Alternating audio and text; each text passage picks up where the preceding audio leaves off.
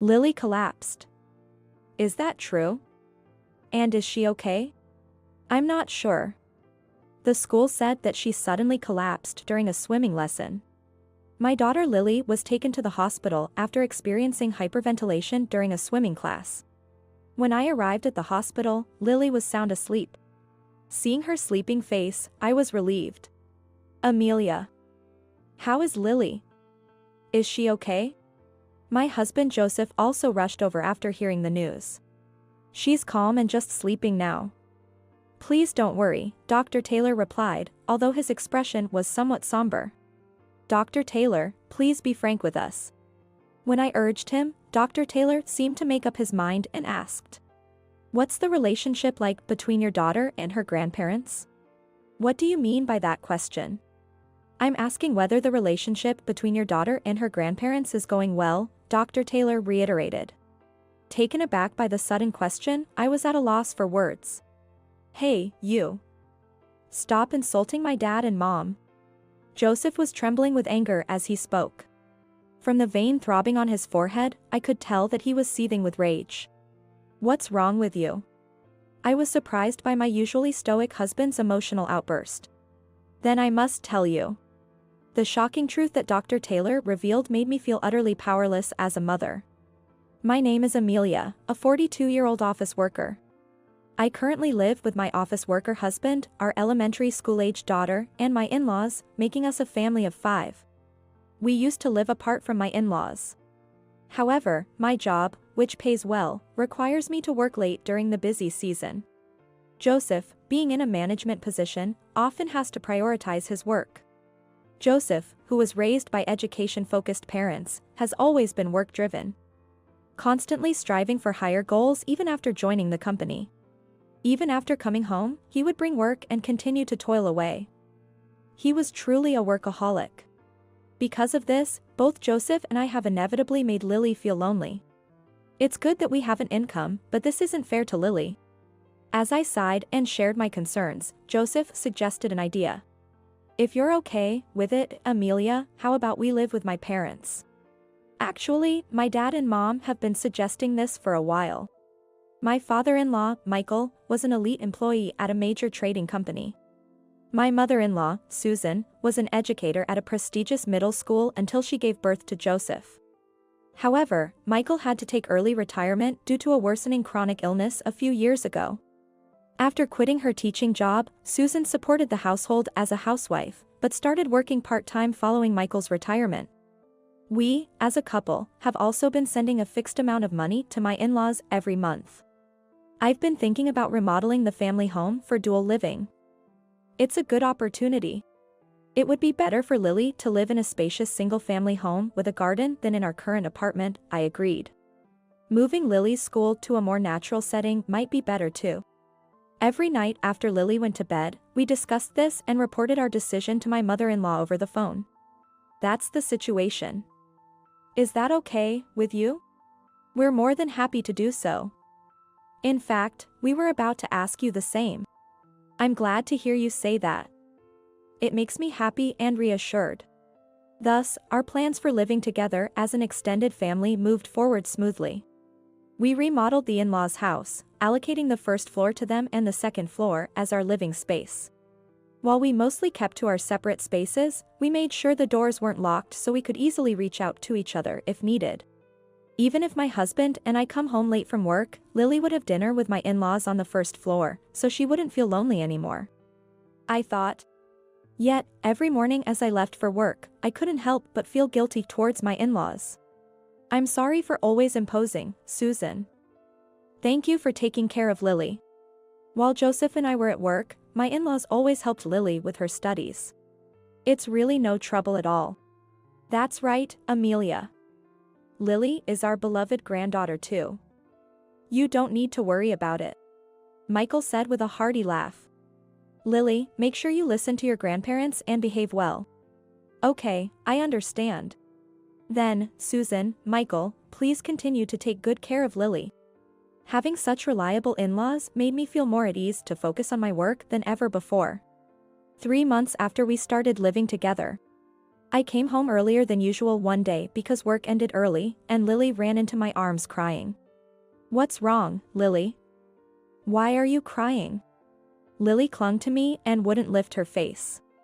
Susan followed Lily and said, she must be so happy to see her mom, trying to pat Lily on the head. Lily shook her head violently, showing that she didn't like it. Susan smiled a bit sadly. Lily, that's not right. You always have your grandma to help you with your studies. It's not nice to act like this, you'll make grandma sad. She probably just misses her parents a lot. Right, Lily? I'm sorry, Susan. It's okay, I don't mind. Susan continued to smile calmly. Lily was working hard on her studies just a while ago. Such a good girl. When Susan tried to pat Lily on the head, Lily shook her head violently again, refusing. Lily. I said no. Where's your apology to Grandma? When I scolded her, Lily reluctantly turned her face towards Susan and apologized with a trembling voice, sorry, Grandma. Since Lily usually seemed very fond of her grandmother, I didn't think much of it at the time, assuming she just wanted to play instead of study. I'm the one who should apologize, Lily. Sorry. I thought I saw tears in Susan's eyes, but when she realized I was looking, she quickly said, I must have gotten something in my eye. And laughed it off. As time went on, I noticed that not only Susan but also Lily's behavior was strange. Even though Lily often played by herself before we lived with the grandparents, she had never clung to me crying like that before. And yet, to act that way towards her kind grandmother, who always doted on her. Lily might be dealing with some issues that we, as adults, don't understand. Just before bedtime, I discussed this with Joseph. If I cut back on work, I could spend more time with Lily, and she wouldn't have to feel so lonely. What's this all of a sudden? We've talked this over many times before. My parents are looking after her, so there's no need to worry. But even if your parents are wonderful people, they can't replace a mother. Are you saying my parents aren't reliable? Joseph furrowed his brows and glared at me. Whenever something displeased him, Joseph often showed such an expression. That's not what I'm saying. It's just. Anyway, it's best to leave Lily in my parents' care. With that, Joseph turned away as if he was tired of the discussion and fell asleep. Winter came, and my busy work season finally slowed down. I'll do the dishes, so please rest, Susan. Oh, are you sure? Aren't you tired from work? It's relatively calm now, so I can help with laundry and cleaning on my days off. Is that so? Then I'll take you up on your offer and watch some TV. I decided to dedicate myself to household chores, making up for the time I couldn't before. Joseph seemed to be as busy with work as ever. Amelia, you're trying so hard. So, leave Lily's bath time to me tonight. Are you sure? Aren't you tired? Seeing me busy around the house, Joseph seemed to be considerate. Leave it to me. Parent-child communication is important, right? Saying that, Joseph puffed up his chest proudly. Lily, go ahead and take a bath with Daddy. When I called out to her, Lily was led by Joseph to the bathroom. Imagining the heartwarming scene between father and daughter, I couldn't help but smile. However, seeing Lily after she came out of the bath, I was surprised. Lily, doesn't your face seem a bit red? Lily's face appeared unusually flushed. Lily looked up at Joseph's face and remained silent, not attempting to answer. What's wrong, Lily? Why are you so quiet? She must have stayed in too long and got a bit overheated. She's probably feeling a bit dizzy. Joseph answered for her. Are you really okay? I asked repeatedly, concerned, but each time Lily would glance at Joseph's face and then nod, saying, yeah, I'm okay. From that day, no matter how busy he was, Joseph began to make it a point to bathe Lily almost every day. However, each time, Lily's face would be flushed after the bath. I wonder if she's sick. Maybe we should get her checked out at the hospital. That's an exaggeration. You're fine, right, Lily? You're not in any pain, are you? Yeah, I'm okay. Amelia, you worry too much. Joseph said, dismissing my concerns for our daughter with a laugh. At that time, I hadn't yet realized the suffering my daughter was going through. Time passed, and it was summer the following year. Lily started attending a summer swimming school. Lily has always loved playing in the water since she was little, and even as an elementary student. She looked forward to swimming lessons every year. That's great. You've got your favorite swimming lessons starting today. Yeah, that's right. It's been a year since you last swam. Have you forgotten how to swim? Probably not. For some reason, Lily looked downcast from the morning. Lily, who had been eagerly awaiting the arrival of summer, didn't smile even once that morning. I thought she might be a little nervous about returning to the pool after a long time, but looking at her expression, it seemed more like fear than nervousness. Lily, are you okay? I'm fine, Mom. Don't worry. Lily forced a stiff smile. Are you sure you're not pushing yourself? If you're feeling sick, I can call the school and you can take the day off. I'm fine, so you should go to work, Mom. All right, Lily. I'm off to work then. Take care. Lily smiled and saw me off. That smile still seemed somewhat forced. It'll be fine. Grandma and Grandpa are there if anything happens. I reassured myself and focused on my work. When I returned to the office after lunch, Amelia, something terrible has happened. The swimming school called, and your daughter has been taken to the hospital for hyperventilation. My colleague informed me in a panicked state. What? Lily. Go quickly. Momentarily paralyzed by shock, I snapped back to reality when urged by my boss and rushed to the hospital in a taxi. On the way, I contacted Joseph. Lily collapsed. Is it true? And is she okay? I don't know. The school said she suddenly fell during the swimming lesson. What is the school doing? If anything happens, we'll hold the school accountable later. Now's not the time to talk about that. I'm on my way to the hospital where Lily was taken. Got it. I'm heading there now too. Usually focused on work, Joseph seemed truly panicked this time. Upon arriving at the hospital, I found Lily sleeping peacefully in her bed. Seeing her sleeping face, I let out a sigh of relief. Lily. The tension that had been building up was suddenly released, making me feel dizzy. Steady there. Dr. Taylor supported me, preventing me from falling. Amelia. How is Lily? Joseph. Lily is. I tried to answer, but my words were tangled. She's calm and just sleeping for now. Please don't worry, Dr. Taylor replied in a steady voice. Dr. Taylor, thank you so much.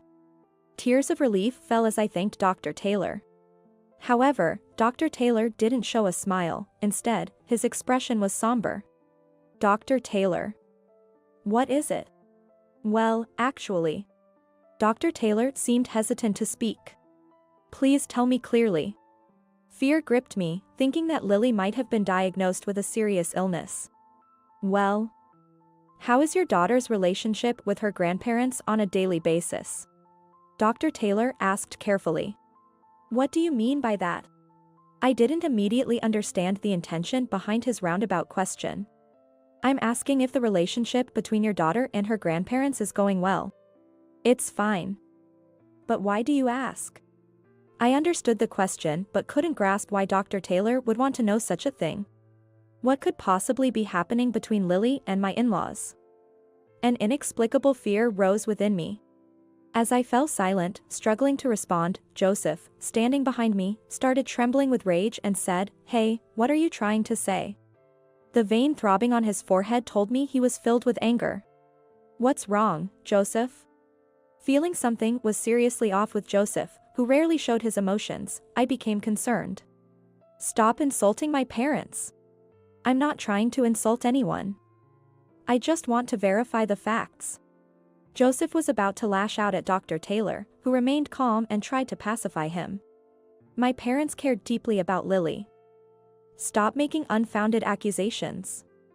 If you insult my parents any further, I'll sue. Joseph, please calm down. How can I stay calm? My parents are being insulted.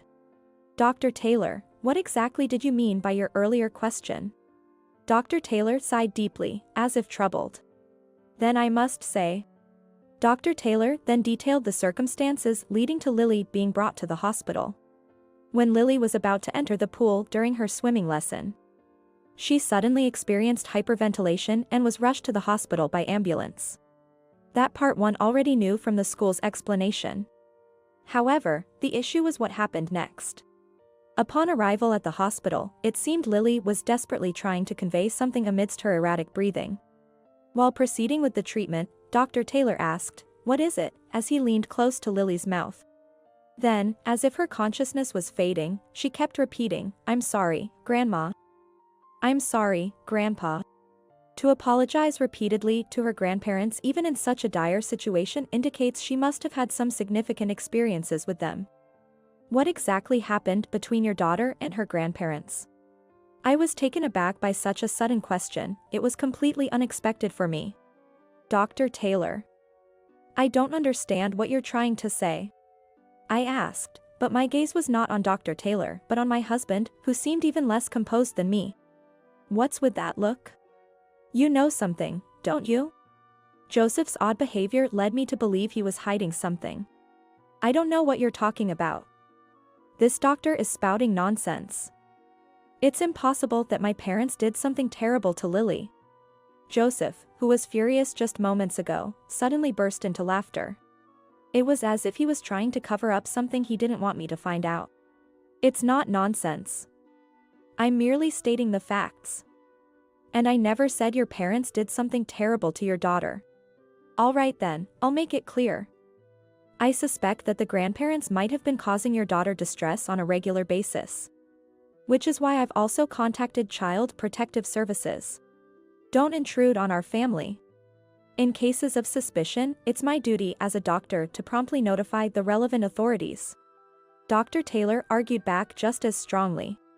Perhaps disturbed by the adult's noisy argument, Lily woke up. Mom? Lily, you're awake. Oh, I was worried. I rushed to Lily and hugged her tightly as she sat up. You can take her home today, there should be no problem, said Dr. Taylor. To which Joseph responded, of course. How could I leave her with such an irresponsible doctor? Let's go home, Lily. And tried to forcibly make her walk by grabbing her hand. Don't touch her. Before I could think, I had pulled Lily's hand away from Joseph. Tension filled the air between Joseph and me, but I was more concerned about Lily's mental state. In the taxi on the way home, Joseph kept grumbling that doctor was just lying, trying to make my parents out to be the bad guys. I couldn't take his words at face value and remained silent. What, do you suspect my parents too? It's not that, but... Lily. Grandma and Grandpa didn't do anything terrible to you, right? Yes. Nothing bad. See? Lily says nothing bad happened. That doctor was just making things up. It was clear to me that Lily wasn't answering of her own will but was being coerced by Joseph's domineering attitude. Seeing Lily's frightened face, I couldn't help but wonder what had happened between her and my in-laws. Lily must have endured something horrific behind my back, something so dreadful she couldn't even speak to me about it. There must have been something significant for Dr. Taylor to contact Child Protective Services. However, confronting them directly would only lead to denials, and without evidence, there was nothing I could do. There was no evidence anywhere that those two were harassing Lily. Hey, are you listening? I snapped back to reality at Joseph's shout. Sorry, what did you say? Don't make me repeat myself. If those child services people come knocking, don't let them in, understand? Why not? If there's nothing to hide, we might as well let them in. Let them have a good look around the house and see for themselves that there's nothing amiss. Despite knowing it was futile, I countered. What if that starts rumors in the neighborhood? Think about how it could affect my career. Think before you speak. Joseph had always been on a smooth path as an elite, from his childhood to his career as an adult, never once facing failure. Proud Joseph must be terrified of getting a bad reputation more than anything else. Is his pride really something that needs to be protected more than his daughter? While pondering this, my gaze landed on the taxi's dash cam. Yes. That's it. I remembered a certain fact that I had forgotten to tell my in-laws and Joseph. The next day, I pretended everything was normal with my in-laws and Joseph, but I took a leave of absence from work. I killed some time at a friend's house and waited at the school gates for Lily to finish school. Lily. Over here. Lily looked surprised to see me but also seemed relieved. Mom, what's going on? I'll explain later. Let's catch a flight together now. Then we took a bus to the airport and flew to my hometown. From that night until the next morning, Joseph called me repeatedly. Feeling utterly annoyed, I reluctantly answered after several calls. What's going on? Where did you take Lily? To a safe place out of your reach. What? Don't joke with me. Come back and explain properly. I have no intention of coming back. A phone call is enough for explanations. Then at least bring Lily back. Give her back to us. Joseph was yelling over the phone. I calmly replied, I refuse. Why? What on earth did we do? If you don't remember, let me enlighten you. Because you kept doing things to Lily every day that she hates. My suppressed anger exploded all at once. I explained everything to Joseph in order of events. On the way back from the hospital, I saw the taxi's dash cam and remembered that we had installed a camera in the living room. The camera was installed to watching over our elderly in-laws and Lily. It would alert my phone immediately if anything unusual happened. The ground floor was the living space of my in-laws, and Lily could come and go as she pleased when Joseph and I were at work. Shortly after we started living with my in-laws, Susan began forcing Lily to wash dishes and do the cleaning. Initially, I thought it was Susan's way of teaching household chores to her granddaughter, but Susan never guided her. Just watching Lily with Michael. Lily quietly did as she was told. However, after finishing her tasks, Susan stopped Lily from going upstairs, saying in a somehow sad voice, "Please clean the bathroom next." But, I have homework. Sorry, but please, just do as you're told. A child who can't do this cannot stay in our house. So please, do as you're told. Okay?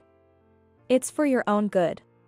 Saying this, Susan grabbed Lily's wrist and forcibly tried to take her outside. Please, just listen, Lily.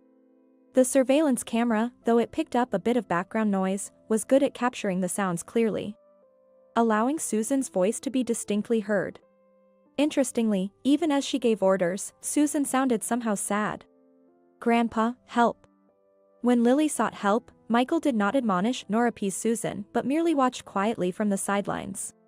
Faced with this unbelievable reality unfolding on the screen, I was speechless. The harassment from my in-laws towards Lily seemed to continue almost every day when I wasn't home. I couldn't believe that Susan could do such a thing behind my back. I was shocked. I told Joseph about the harassment from my in-laws towards Lily, without mentioning the surveillance camera. Misunderstanding something, Joseph angrily exclaimed, "That girl. Even after all the disciplining, she talked? Was it not enough? So, you were the root cause after all? Huh? I did mention your mother, but I never said a word about you being involved. You tricked me. That's the lowest of the low. To do such a thing to our elementary school-aged daughter? Who's really the lowest now?" I found myself reminiscing about the days when Joseph used to bathe our daughter, Lily, in the tub. I know what you did to Lily in the bath. There was no proof, but I decided to bluff. It was educational. She started to dislike studying and was content with just getting 90 on her tests, so I thought I'd re-educate her a bit. Re-educate? How dare you say such a thing? Lily is terrified. All I said was she couldn't leave the bath until she answered my questions correctly. Joseph had unwittingly confessed. Joseph. When Dr. Taylor asked you about Lily and your parents at the hospital, you were furious. But that wasn't because you were protecting your mother. You were afraid it would come out that you were forcing them to do such things against their will.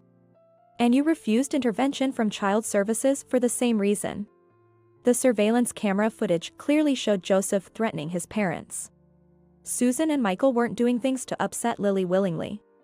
The reason Lily's face was always flushed when she came out of the bath was that Joseph wouldn't let her out for extended periods.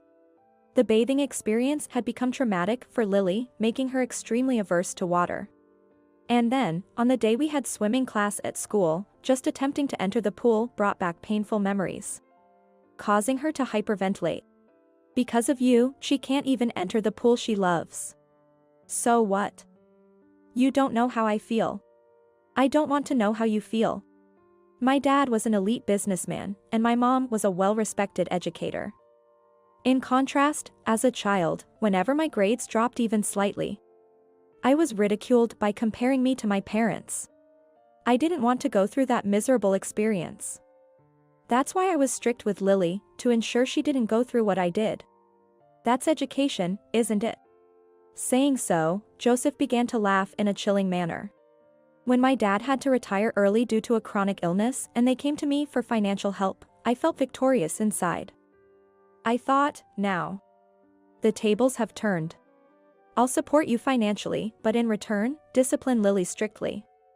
That was the condition on which I agreed to live with them. Knowing Joseph's twisted true intentions sent a chill down my spine.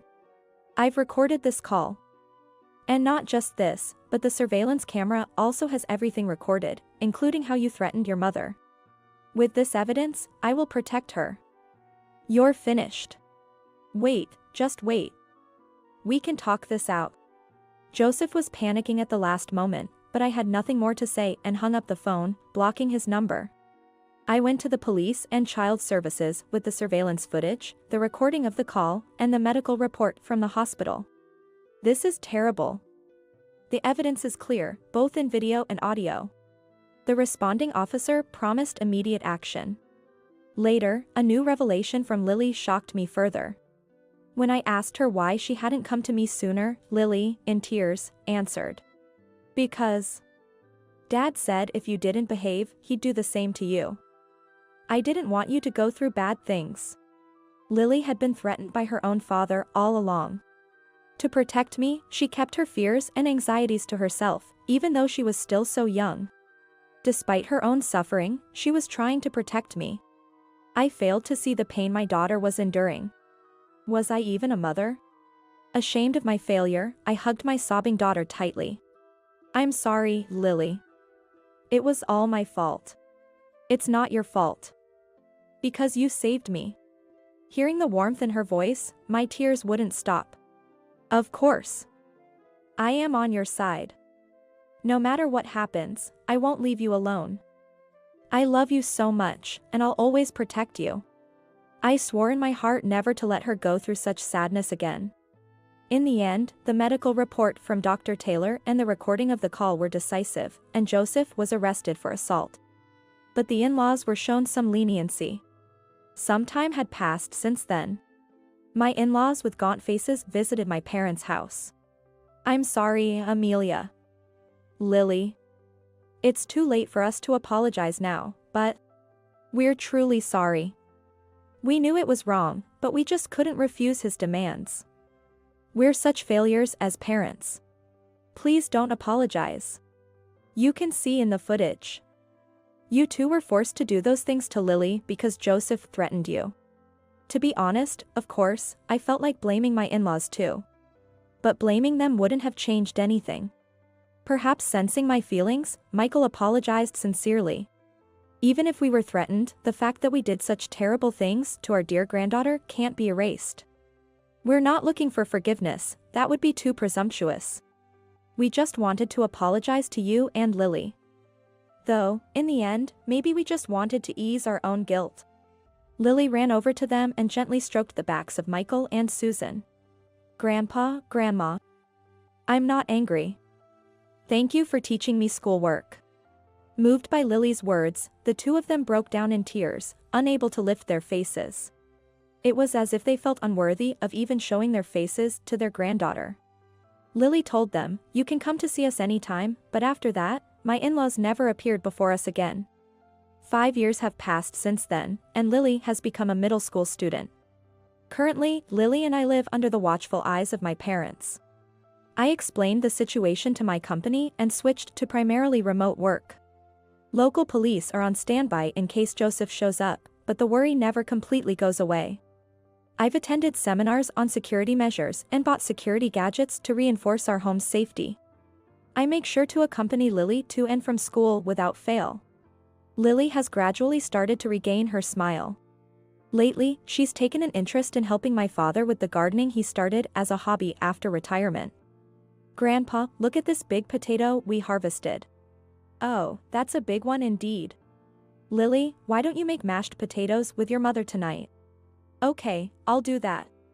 Living with Lily seems to have rejuvenated my parents, both in spirit and appearance. Just as Lily tried to protect me, I want to protect her with all my might from now on. Watching Lily's carefree smile, I thought to myself,